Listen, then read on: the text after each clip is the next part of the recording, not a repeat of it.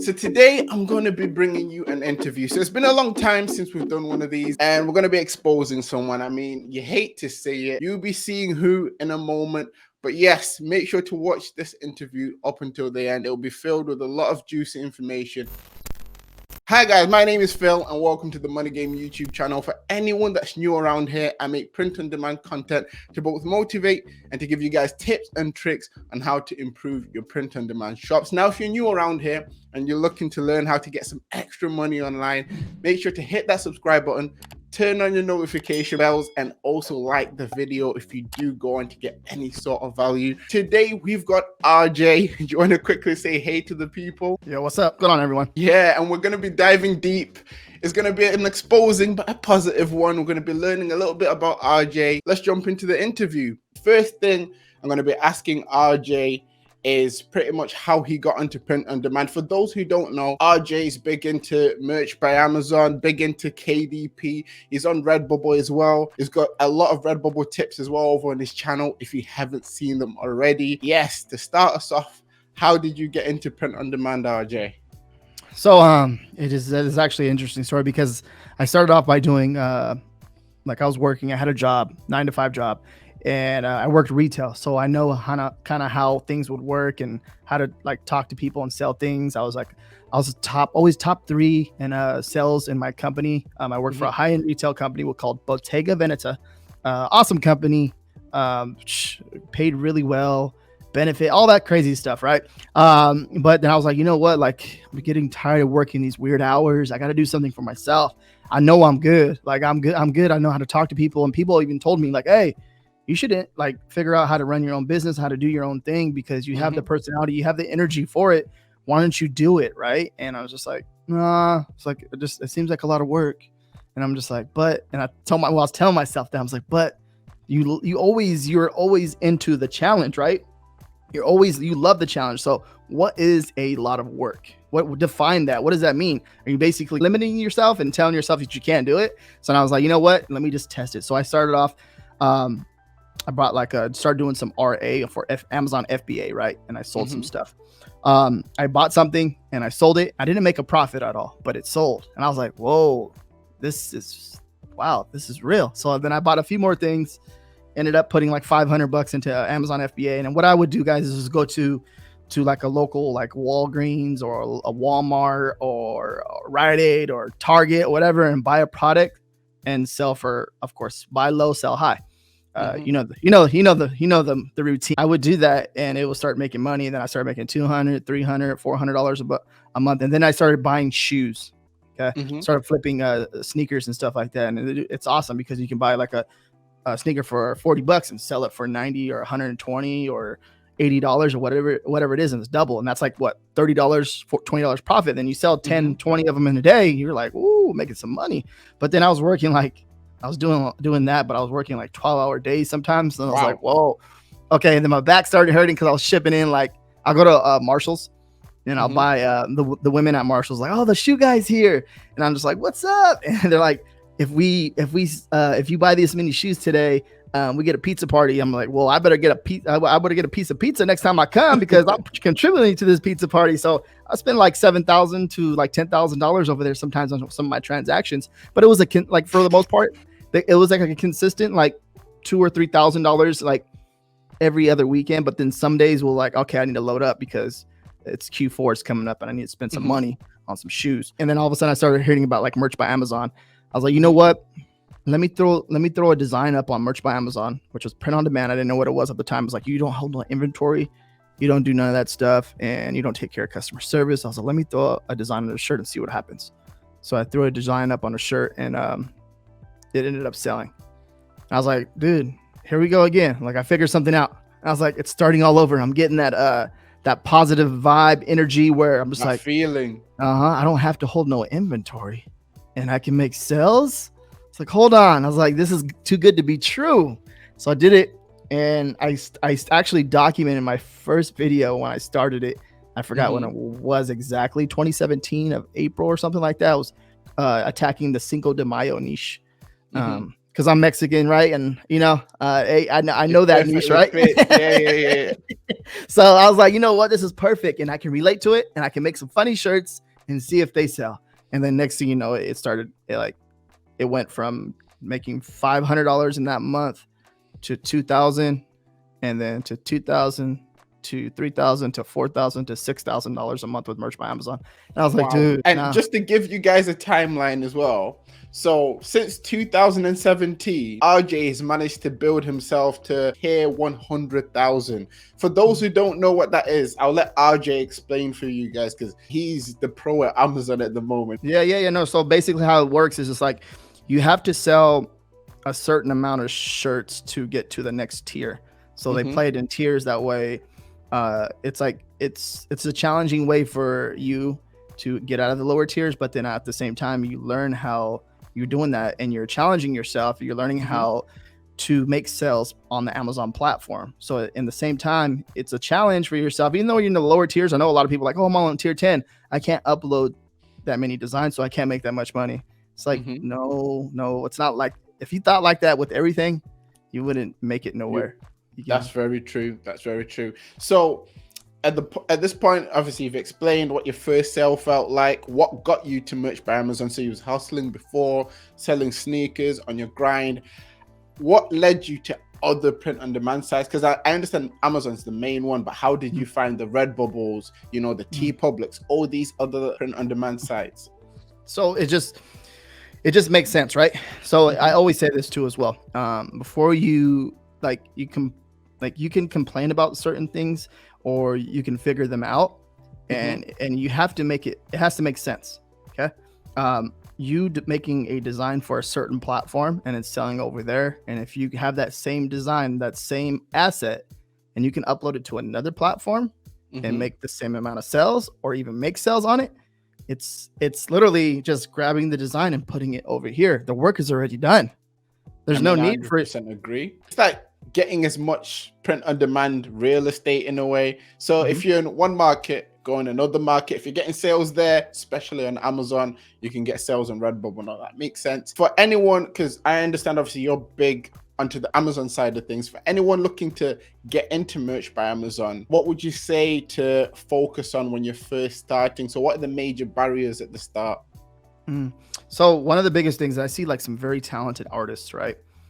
They're amazing. Like there's some of these people are really amazing, and they'll come to me and they'll be like, hey, and this is not putting them down in any way possible. Like it's just me trying to help them and make them understand how an algorithm works and how a customer is searching for a product. And that's a big thing right there. As you're making the design, right? Are you making a design for yourself, or are you making a design for a customer that wants to buy it? And it's literally that simple. It's like, because if you make something for yourself, what if you're the only person that wants to buy it and you're not? Exactly. I'm not making no sales. Like, no, excuse my language. No, you know what I mean? It's literally that simple. So like, if you pay attention to the algorithm, the search bar, right? There's tools that are out there that you can use, but looking at what the customers are and how they're searching on the algorithm is literally, it's all in there. You just got to make the design for them and give them what they want. You give the algorithm what the algorithm wants, it's going to reward you by giving you more sales. I couldn't have said it better myself. And talking about research, I'll talk about something that's fairly new, especially with Redbubble. So Redbubble, as you've probably seen, have added a feature where you can find things through the search bar that are trending. What are your opinions on that? Yeah, I think that's it's amazing. It's an amazing opportunity, that with this amazing world we live in, right? Because they're giving you the analytics. And some people are going to say no, because it's like, no, because people are going to copy my designs more. But it's going to happen regardless. If you have a top selling design, everyone's going to see it. Doesn't matter who you are. And there's times where I have top selling designs and people copy my designs, and I'm just like, all right, next one. Let's work on the next design. Let's figure out what we can do. But it's cool because as we have that, they're giving us that information to help us understand what's making sales. And then if you can figure out the opportunity, or you can apply it to your niche, there's money to be made, right? No, which is true. And to kind of flip things on its head, so we spoke about merch by Amazon, spoke about Redbubble. I understand you're big on KDP as well. Now, if you had to convince someone to start selling on KDP, how would you sell it? So KDP, like, I think it's amazing opportunity, and I've been saying this all year 2020, and then just my results that I've been getting the last 2 months, it's amazing because it's like literally exactly what I expected. I didn't expect nothing less. But KDP is a little bit more of a challenge. It's one of the most challenging platforms that I've been on personally because it takes more time, more effort. Now, as print on demand gets bigger and bigger and bigger, people think that there's more competition. Yes, there is more competition, but the money's in the keywords and the research, right? And if you fine tune that, there's really no competition at the end of the day because only person that you're competing with is yourself. But with KDP, it takes more work. It takes more effort. And then that right there creates less competition for yourself. If it takes more work and more effort, there's going to be less competition. And I love that because it's like, all right, cool. I'm going to be hanging out over here by myself making this money because no one wants to go over here because there's a lot of work. Exactly. And I mean, talking about competing against yourself, when it comes to print on demand, some people might see it as a bit of a lonely road. So sometimes you kind of have to keep yourself motivated, hype yourself up. So what have you done to pretty much keep yourself in a mental place where you're motivated, even when it wasn't taking off as well at first? That's a good question. I started off in like my grandpa's garage. Like it's like one of the people I look up to. So my grandpa, he's a real like a mentor to me. He's my master. And people like, whoa, how can you say that? I was like, well, I look up to him. I told him that the other day on Thanksgiving. We had Thanksgiving. I was like, you're my master. Like, I look up to you. You're everything to me. So I listen to you and you listen to me. And I respect you as an individual and you respect me. But as far as like little stuff like that will help you like stay motivated. But at the same time, it's like you have to cancel a lot of things out. Going out and doing things, right? You can still do it, but you actually just have to find, like, I think it comes down to fine tuning your workflow and keeping the people that care about you the most around you. And at the same time, just strive for your goals. Just, set a goal, knock it out, set another goal, knock it out. But then it also too kind of gets repetitive after a bit, right? And you do have to mental health. I was thinking about this, like mental health is a big thing right now, right? In 2020, with everything going on, everyone is affected by like something negative said on social media. And it sucks. It does. Because this is real life. It's not fake. This is not fake. But you have to, I'm trying to look for that word. You have to tune out a lot of things. Lock it out pretty much. You have to lock it out. Sometimes the closest people are the most negative people. And either it's up to you to either keep them around or just keep doing what you want to do. But one of the best feelings is like when you go into a new niche and you make a sale and you're like, researched it, did all the keyword research and you created the whole design and stuff like that. And you make your first sale, you're just like, dude, that's what I'm talking about. It's like, it worked. It's like, it worked, But then, like I said, there's a ton of distractions too at the same time, but then you just have to cancel those out and find what you love to do and be the best at it, I think. For me, it was more so envisioning that it would work. Because at the start, obviously, there's no sales. You don't know whether it's going to work. For me, it was more so envisioning, but I do 100% agree with blocking out, external things. Because whether it's people on online social media, whether it's family even, sometimes there could be a little bit of negativity that gets sprinkled in. So yeah, it's important to block that out. In terms of advice for anyone that's getting into print on demand, what would you say in regards of setting goals for yourself? You're in competition with yourself, right? Workflow. I'm a big fan of creating a workflow. Okay. You may design because you can do a lot. And as I was younger, I would always want to take on a lot. But then as I'm getting older, I'm just like, okay, cool. But then I messed up here and I messed up here and I messed up here. It's like I need to fine tune this where I'm only focusing on one thing at a time to maximize the energy and everything I put into that. So for example, research. If I'm going to do research, I'm going to do 2 or 3 hours of the best research. Research includes just the niche and the keywords and stuff like that. And I'm going to put the most effort and focus, really, I'm going to cancel out everything, turn off everything, and just get to work on that. And then next thing you know, you can just do that on a Monday. You can do it on Tuesday. You can do it on a Wednesday or Friday. And then Sunday, I'm not doing a damn thing. I'm just hanging out. turn off everything and just doing my thing. I'll probably play some Call of Duty. You know what I mean? That's the best thing to do. I say this to people like as much as I can. Like, people do not understand the power of planning things. For example, you're saying you have your time to keyword research, you have your time to get your designs, put together, and then you have your time to upload your designs. And then in turn, over time, you go from 10 designs, 100 designs, 1,000 designs, and then the money goes up as your workflow increases. You put more out there. I mean, for anyone starting out, definitely follow RJ's advice. And now kind of reeling it in, bringing it to Redbubble, because I know most of the people watching this right now are probably just like ready for some Redbubble questions. So in terms of your first experience with Redbubble, what would you say you saw first do well for yourself? So was it more so the t-shirt side of things as you was coming from Amazon, or was it more so the sticker side of things from what you remember? It was weird over there because it's like because one thing will sell over here and it'll sell consistently like on a t-shirt and stuff like that. And then you apply it over here to Redbubble, it will never sell. I'm just like, dude, what the heck? Yeah.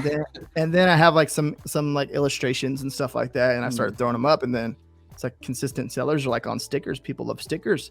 And it's just a weird, it's a unique, it's different. It's a cross niche illustration, right? And it consistently sells over and over and over and over. And I'm just like, it's more of it's a different audience, basically. That's what I'm saying. And it's every single marketplace has its own audience. So Facebook has a marketplace now, right? And it has its own audience. Instagram, own audience, right? Different platforms, Redbubble, right? Etsy, Amazon, and you go a Spreadshirt, Society 6. You can go on and on and on. So if you figure out what the customers want on that platform, it makes it easier for you to make more sales. And stickers, and then they're selling a lot of masks right now too as well. Yeah, they're moving like hotcakes. It's crazy. So right now it's the time to upload and get designs up on products during Q4. So it's an amazing opportunity. Jump on it whilst you can. And then to kind of finish off, I want to leave the people with a little bit more about yourself. How would you want the people to remember RJ Martinez when it comes to the print on demand space? Personally, myself, I suck at designing. Horrible. I can barely write my name. I have a daily planner. My handwriting, it sucks. I'm looking at it right now. It's horrible. But the thing is, but the thing is though, is like, I'm a big fan of outsourcing and building relationships with people. Right. And, it doesn't hurt to be nice to people, by the way. That's true. You can build a relationship with somebody like an artist or a designer, graphic designer, and you can build like a long-term relationship with them, and they will help you with designs, and you can focus on what you're good at. And I'm good at research. So I outsource a lot of like my designs, my illustrations and stuff like that. And I built a relationship with these people where we've been working together as a team for like 3 to 4 years now. And they've seen the struggles as we are growing this, and I'm showing them everything behind the scenes and how everything's growing and how everything is selling. So it is possible to it can all be done online. If you're setting any type of roadblock for yourself, you want to make sure that you're not too hard on yourself, because anything's possible and you can do it. Everything going on right now in 2020, it all can be done. There's the positivity. It's all there. You just got to, block out certain things. And if that means turning off your phone for the whole day, for 2 days, 3 days, do it. You know what I mean? So canceling little things out, testing yourself and putting yourself to the limit to see if it can be done. If you can do it as an individual, as a human being, because I'm a human being too. You know what I mean? And I have feelings, and I care about people, and I love people. And I think that's important for everyone to understand that. And it's, hey, if you see a random person walking on the street, say hi to them. If you see them driving or whatever they're doing, it's okay to say hi. It's not, you know what I mean? It's not the end of the world. We're all here.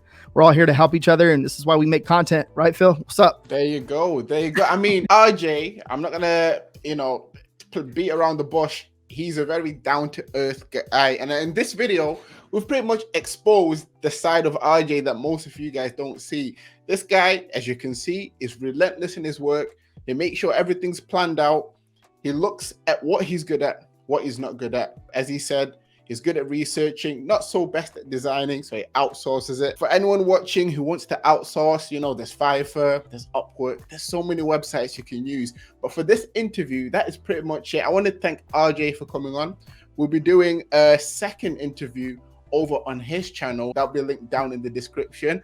But yeah, that's pretty much it for this video. Is there anything you want to leave it off with, RJ? Yeah, one question for you. What is the weirdest product that you've sold on Redbubble? Whew! Wow. There's a few. Shower curtain. It has to be a shower curtain. I was gonna go with leggings, but no, shower curtain beats it. Okay. No. What about yourself? Yep. I think it was is it an A-line dress? Oh yeah. Who's wearing this? I was like, send me a picture. I want to see this.